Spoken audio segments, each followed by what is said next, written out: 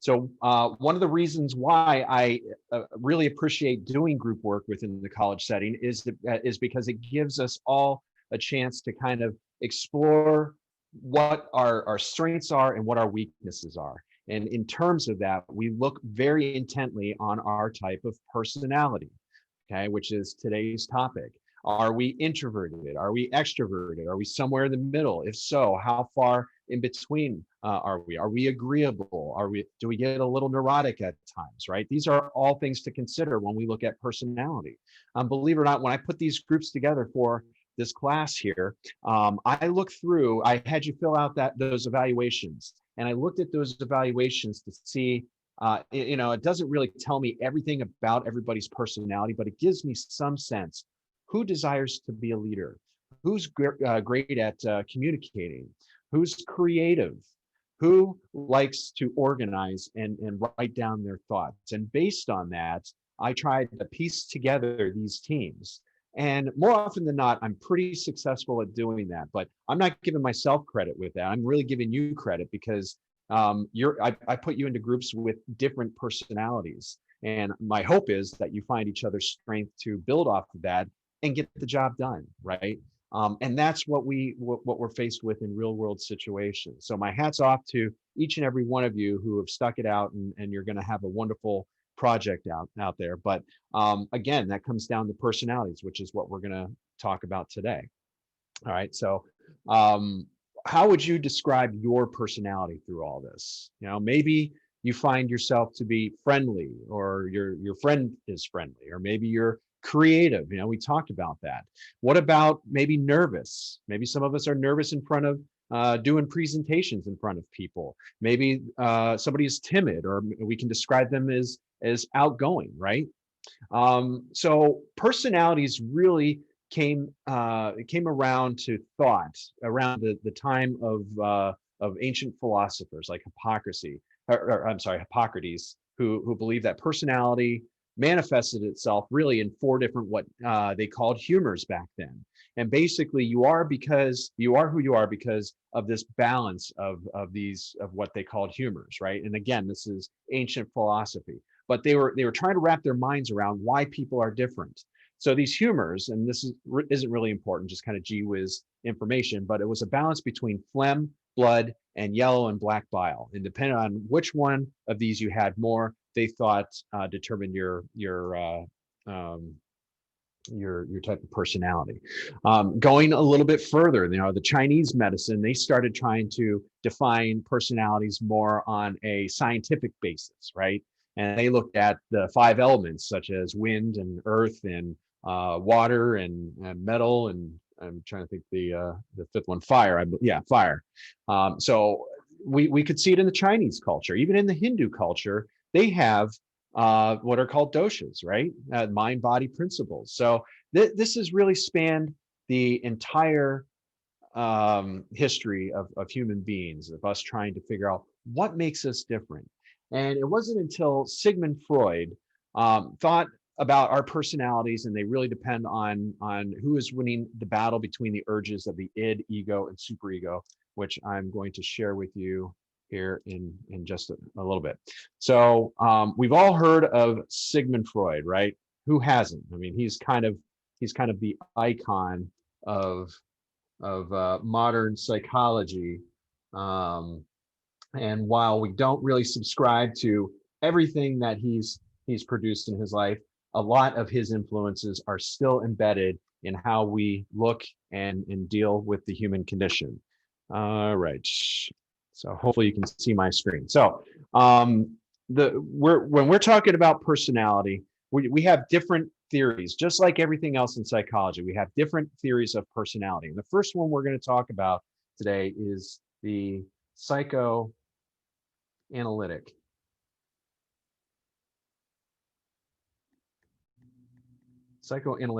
perspective. Okay. So psychoanalytical perspective, again, was developed by Freud, and it's really important for our understanding of this theory as to what he came up with. So as it happens, and just kind of a fun fact about Freud, he wasn't even a psychologist. He was a physician. More specifically, he was a neurologist. And right around 1985, or 1885, he went to Paris to study hypnosis. Okay, they were just kind of on the cutting edge of what hypnosis was. And he went there with a fellow neurologist. And but this experience that at the seminar really turned him around and turned him towards the medical psychopathology, which is what we use to diagnose people, right? So psychiatry, as we know it, was actually unknown at the time for Freud as he began his work. So that's really where psychiatry came from, was from Freud. So let's kind of go back and talk about the psychoanalytic theory. So psychoanalytic theory states that our childhood experiences and unconscious desires influence behavior. So again, you know, we've talked about the alertness. When we're talking about awareness and alertness, we're talking about the unconscious, right? The unconscious experience, the unaware, right? Something that's subdued beneath us, right? So these personalities really have memories and beliefs and urges and drives and instincts that we're not necessarily aware of. So unaware of these, okay? And that makes up a lot of how we think, even when we're not aware of how we're thinking, okay? The major driving force behind Freud's instinctual theory is the concept of a libido. Now, you may have heard this in many contexts, you know, most oftentimes associated with sexual libido. And that's kind of true, but libido is really considered, it's spelled like this, libido, and it's a natural energy. Now, what do I mean by that? What's a natural energy? A natural energy source that fuels the mechanisms of the mind. And when this libidinal energy is stuck or fixated at certain stages of how we're developing, it can really cause problems. It can really stall us developmentally, both emotionally and cognitively in some cases, right? So conflicts, they can have a lifelong impact on us, okay? So for example, well, according to Freud, if somebody was stuck at the oral stage, and there were 5 stages that Freud described, I'm not going to really go into them, but they were taken out. Well, let me start off by giving the stages. So they are oral stage, anal stage, phallic stage, latency stage, and genital stage. And they really correlate with the age of the child. Now, that might sound familiar because Jean Piaget, many years later, came up with something very similar, right? Oral stage sounds familiar, right? Sensory motor, because children are learning to interact with their environment around them by putting things in their mouth. So that's what kind of where that came from. Now, naturally, Jean Piaget, along with many other followers, didn't really subscribe to some like fixation on anal sensation and phallic sensation and latency and genital stage. So they've kind of morphed those into different stages of development. But that's where they really came from in the early 1900s. So let's kind of break down how this works with the id, ego, and superego. So those are the 3 terms that I want you to be familiar with. So the id, ego, and superego. Oops. All right. So looking at these 3 parts, just to kind of give you a graphic representation, I'm going to put this line represents awareness or alertness. So the best way to graphically express this is we think of it, and you'll probably see this again, is an iceberg. Now, what we know about icebergs is they oftentimes have like a tip hanging out of the water that you can see. Beneath the surface, however, is this giant mass. Okay. So if we can represent this line, the water being awareness, and below that, the unconscious. Oops. So everything above here, we're aware of. Everything below here, we're not aware of. And we kind of have this in between where we're aware of certain tendencies that we have, but yet they tend to be a little bit more subdued with us, right? So what he described as the id is the subsurface. A majority of it lies below the water, lies below our awareness, and it drives us. We call the id the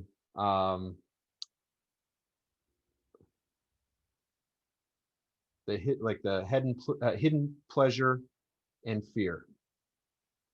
Okay, these are things that we really, really want, or things that we really, really fear that we may not be aware of on the surface. Okay, so let me give you an example. Say you're out with a friend and they get this nice big juicy hamburger, and you're kind of craving that hamburger, even though you know that you probably had your caloric intake for the day and you shouldn't have that burger. So now what you have is this kind of struggle because you really want, your instinctual drive is saying, I want to eat that burger. I really want to eat that burger. That's explained within the id because it's meeting some kind of desire. It's looking for some kind of long-term gratification as opposed to or I'm sorry, some kind of immediate gratification as opposed to long-term gratification. So that's really what this is. The id is instant pleasure and instant fear.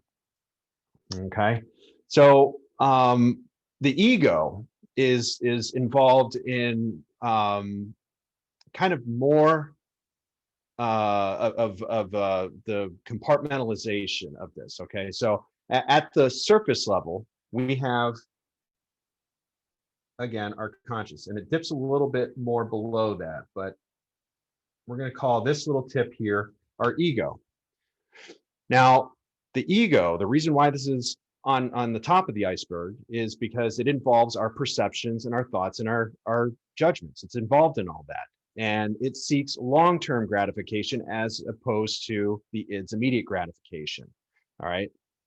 So what that means is that we're in it for the long game. We're kind of aware of what we're capable of doing, and we stop doing that because we want to fit in with people. We don't want to gain weight, or we don't want to lose weight, or we don't want something negative happening to us, even though we really may want to do that, right? So for example, I use this example a lot. You're driving down the highway and somebody cuts you off in their car, right? It really makes you mad. And our first instinct is to open their door, and maybe beat the living pulp out of them, right? However, we're aware that we can't do that because that would be illegal, that would harm another person, and that might put us in danger. So the ego kind of balances all that and says that we're not necessarily going to do that because of long-term ramifications for it. So within that, we have the superego, okay? And that really takes up a big chunk of both superego, our awareness and our unconscious, okay? So our superego is really our moral compass. It's our conscience, okay? That kind of balances between what's right and what's wrong, because we know what's right according to our ego, and we know what we want to do.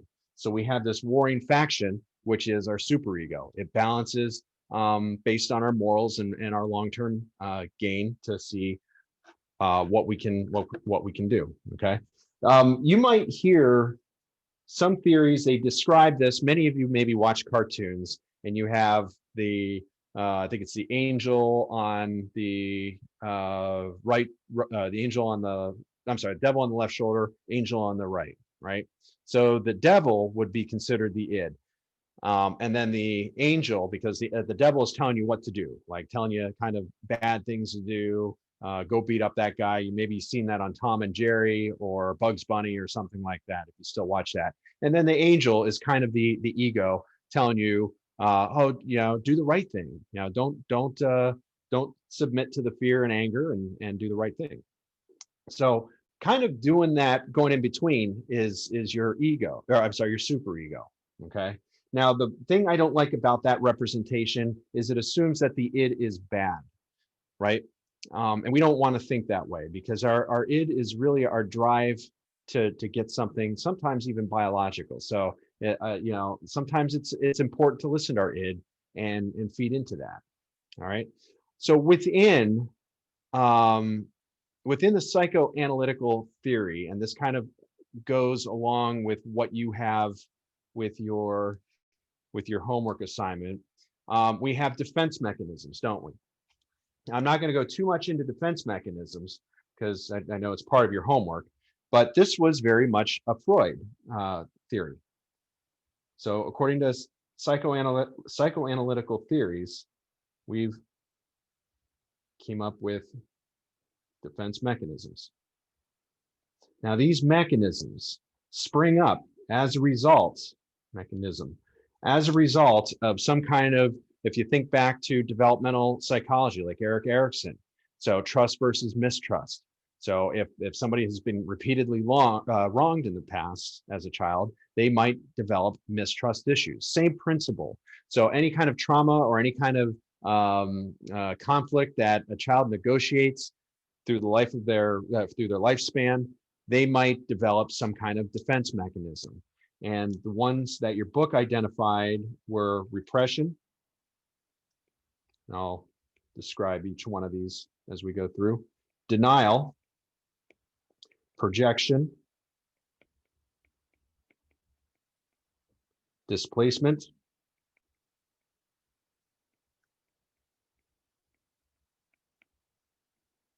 regression, and sublimation. Now, there are different theories that kind of expand on these a little bit more and give you even more vocabulary. Don't worry about them. I mean, it's not, you might hear like rationalization and reaction formation. I think your book might have brought up some of these. These are like the core seven that, or I'm sorry, core six that came from Freud's original theory, and there are variations throughout. So repression, really put simply, is something is so traumatic that the unconscious decides to block it from our memory, block it from ever processing it. Okay, so kind of like amnesia almost, right? It's so disturbing, it's blocked. Memories, I'll put blocked memories. Okay. Now, I will say that currently this is being really evaluated, because what we know about trauma, especially trauma, is that it's usually not blocked. Okay, they've done countless studies, and they show very much that anybody that experiences a traumatic situation tends to do what? They remember it more vividly, right? Because we activate more of our senses. We're in that fight or flight mode.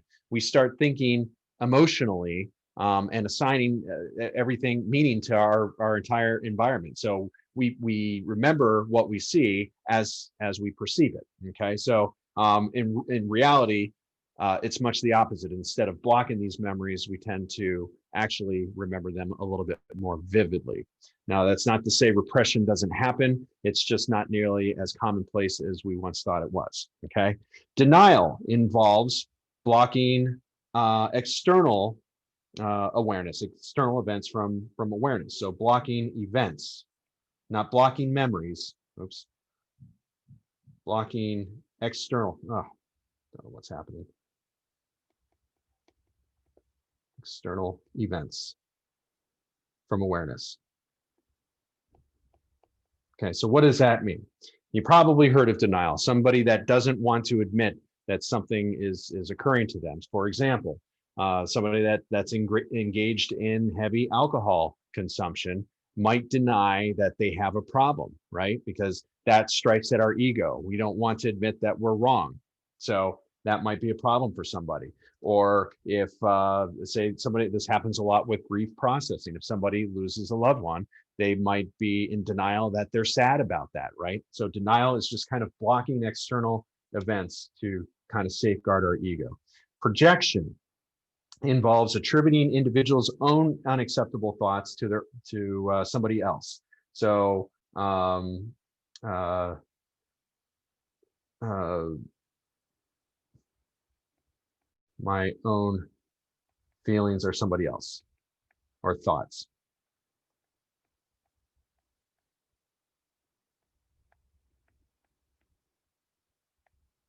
So if you remember back in Piaget, egocentrism, right? Little Susie, if you asked her what her favorite snack was, she's going to tell you fruit bites. If you ask her what my favorite snacks are, she's going to say fruit bites, right? So this is kind of like a bigger form of egocentrism. So we see this most often that like there's no honor among thieves, right? So if somebody is more apt to stealing or theft or something like that, they're going to project that everybody else is capable of stealing too, right? Or we might see this in cases of infidelity. I see this a lot with my couples therapy, is if somebody in that relationship is unfaithful, they're going to project on their partner, even though their partner might not be unfaithful, they're going to project and say that they believe that their partner is cheating as well. So that's what projection is. All right. Displacement is satisfying an impulse with a substitute object. So substitution.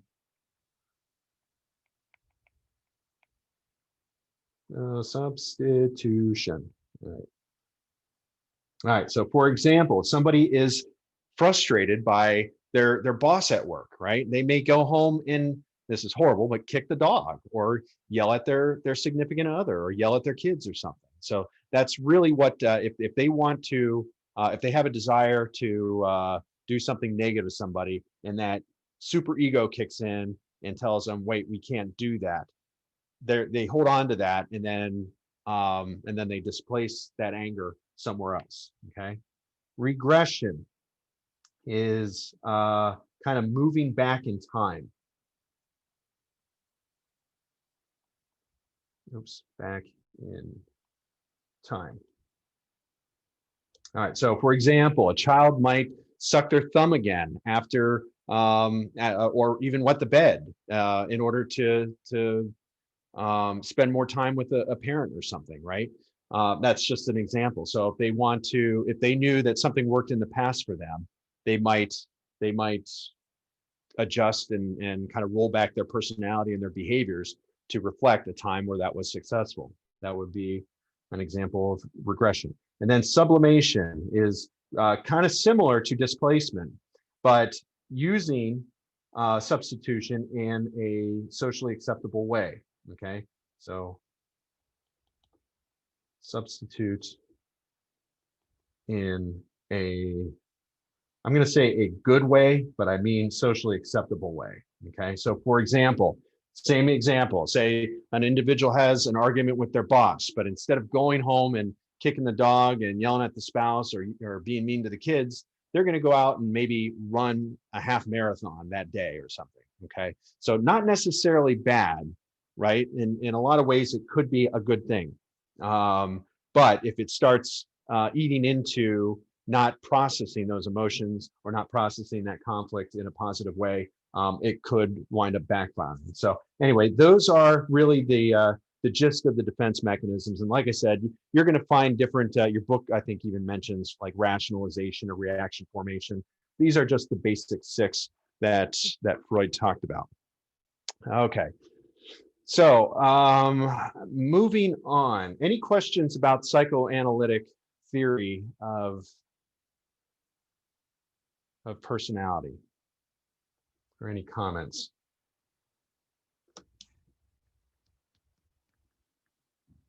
Okay, so next we're going to move on to humanistic theory of personality. Oops. Yeah. Now, this is probably going to be a little bit more familiar for you because we talked about it already, right? So this type of personality, it's called humanistic. Really, before I get into this, I'm going to give you a little bit of a caveat here. All these theories are really not mutually exclusive, okay? So I'm going to be talking about different theories. It's not like you have to subscribe to one or the other. You can kind of pick and pull and use what you know from one if it makes sense to you and applies to you, and maybe even pull from another, right? So they're not mutually exclusive, and you can kind of use these as you want, or as it fits into your career or even your personal life. So the humanistic theory says that individuals have free will, okay? Because one of the biggest criticisms about Freud's theory is it was fatalistic, it was deterministic, it was you had to have problems in order to be described according to Freud's theory, right? Well, that didn't really jive well, because not everybody experiences trauma, or some people might grow up in socially rich and nurturing families. So it doesn't really apply to them. For example, how can you have something like oral fixation if you're not hung up on that stage? So people that are really generally well functioning don't fall within that theory of personality for psychodynamic, right? So humanistic really evaluates reaching more of the self-actualization, if you will, right? The free will is really the important word here. I'm going to put free will and self-actualization. Now that might sound familiar because we've talked about it before. Remember Abraham Maslow? I'll just put Maslow actually. Maslow's theory, hierarchy of individual needs, right? So self-actualization, it's really the defining word on this, right? And what that means is that humans innately strive to be better. They strive to improve themselves. It focuses, Maslow's specifically, his theory focuses on individuals who have a desire to be better and improve themselves, either socially or cognitively or whatever. So like I said, the first major theorist of humanistic personality theory was Abraham Maslow. He formed the hierarchy of needs, if you remember here. I'm just going to kind of put this off to the side. I'm not going to go through them in great detail, but at the very top here was self-actualization.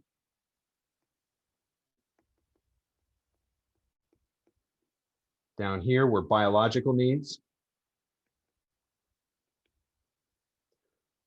security and love and belonging,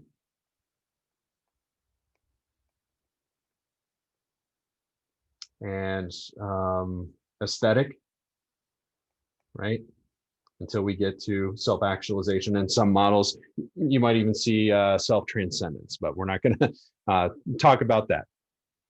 So he says that we must fulfill, if you remember, our psychological needs first, and that forms the base of the pyramid. And then as we move up, as our physiological needs are met, our need for safety must be fulfilled, and then love, and then self-esteem. If we're not meeting something on these lower levels, like biological needs or security, sorry about that, there's no real point in working on our feeling of love or appreciation of fine arts, right? Because we're not meeting our basic needs. So we must be aware, obviously, that we have these centered tendencies to constantly improve ourselves and meet those needs, right? And we have a higher purpose that's focused on larger causes. That's what the belief is with the humanistic personality theory, okay?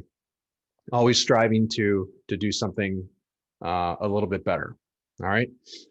So let's see what I'm missing, if anything. So another major theorist other than Maslow was Carl Rogers.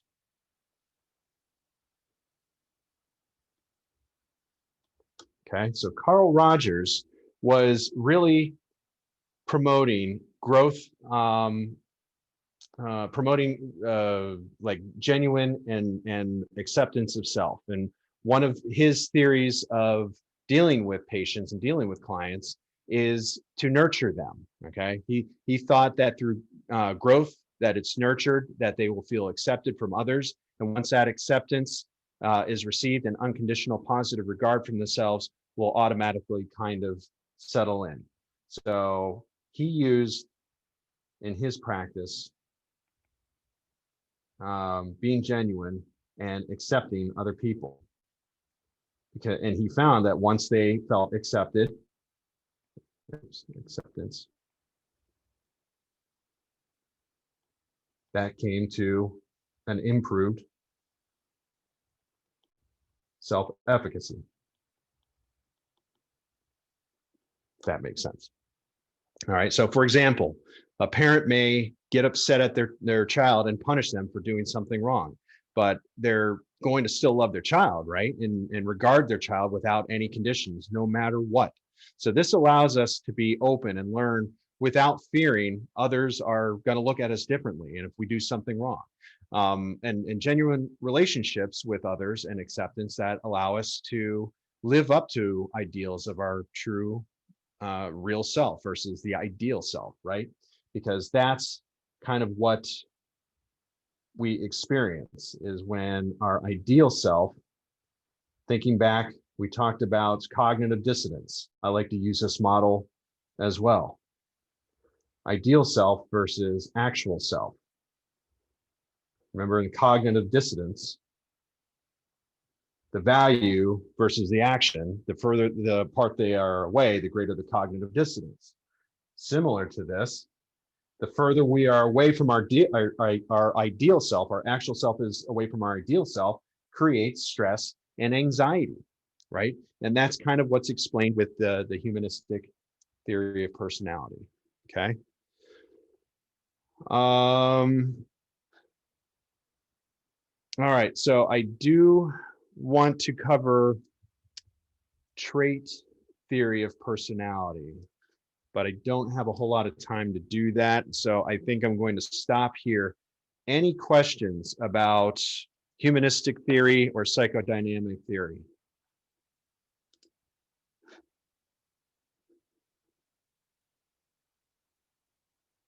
Okay. Did it all